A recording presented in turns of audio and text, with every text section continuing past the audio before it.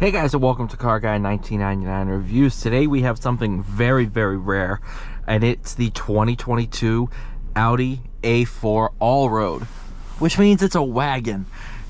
And when I appraised this car, it was one of 5 in the Premium Plus trim level for sale in the country, which is pretty darn cool. And I think there's, between all trim levels, there's like 20 or a little less than 20, which is crazy when you compare it to the amount of 2022 A4s.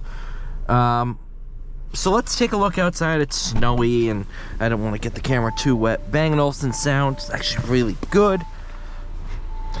Does look raised ever so slightly.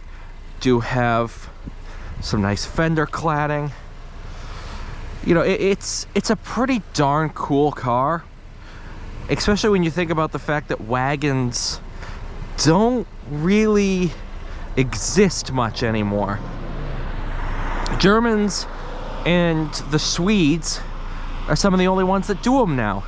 I mean, you have, of course, the Volvo wagons, but I mean, the fact that you have all this space with a little bit of space underneath for your space saver, it's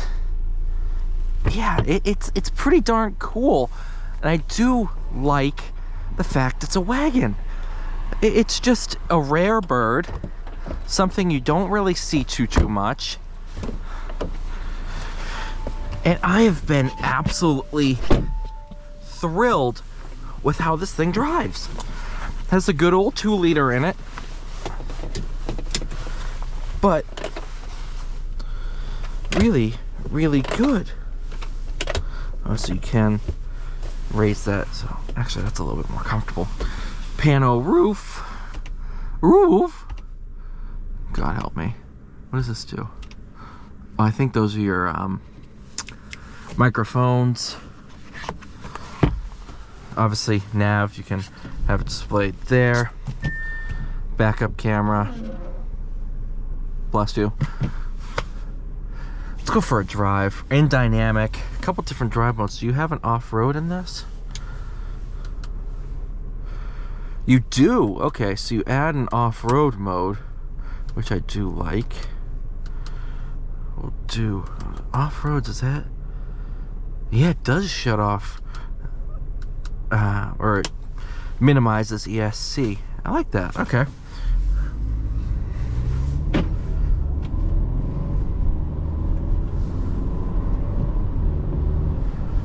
Obviously you can just do that and you got off-road mode.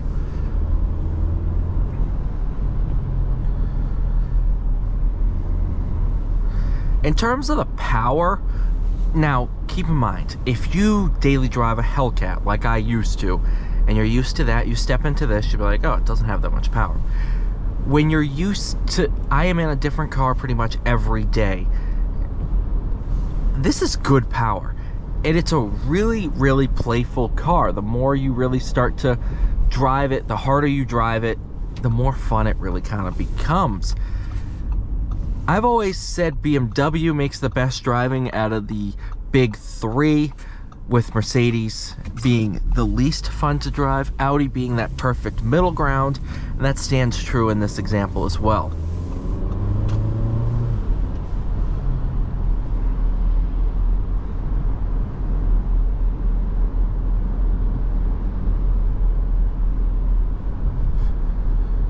Brake pedal feel really good.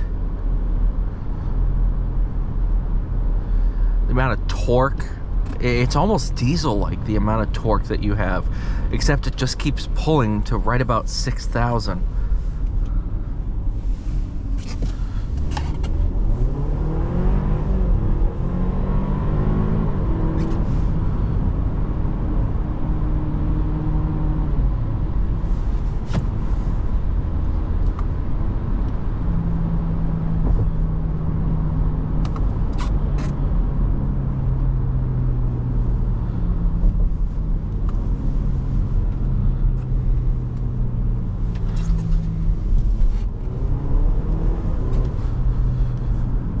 A little bit of neutral understeer. but eventually that front starts to claw its way around the corner. Puddle on the inside apex. Actually, that's not the apex of that corner, but you know what I mean. And then once you just drive it like normal, it just becomes a very livable car. I've always been a fan of Wagons. Car enthusiasts, I think, automatically like Wagons because they're not SUVs. So it's, yeah. This one is really, really good. It's, you have the utility factor of an SUV. You have this, I want to say it's Haldex all-wheel drive system, Quattro, let's just say Quattro. It's one of the best in the business. I don't think, unless you are on like the Moab Trail, you're gonna get this thing stuck. Wagons are such a good solution instead of SUVs, especially for people who like to drive. Do not get me wrong, the Q5 drives really well too, but you're still got physics against you.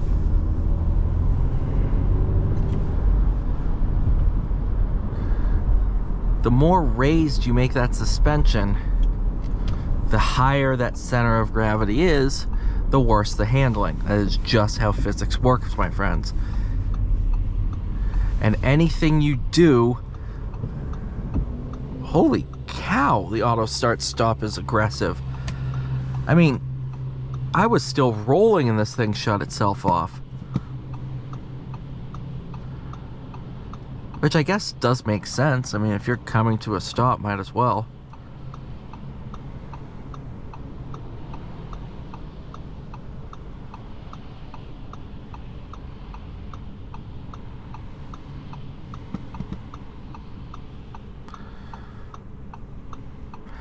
I just wish they made, and I'm sure they probably did for Europe or Germany, if anything. I wish they made an S4 version. Do you know how cool that thing would be?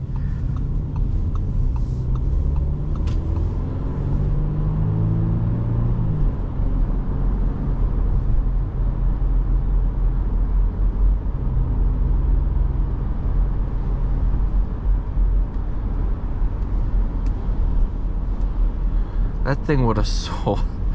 Oh, I mean, they're just now bringing the M5 Touring to the US, and that is long overdue.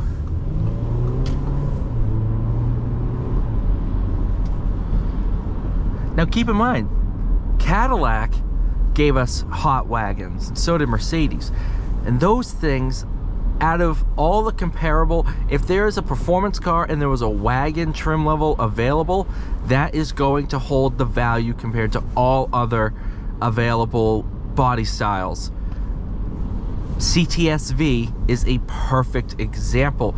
Wagons are still at original MSRP, even for examples with miles on them. That tells you kind of, you could get a stick shift supercharged V8 wagon. You're not gonna, cars like that don't exist.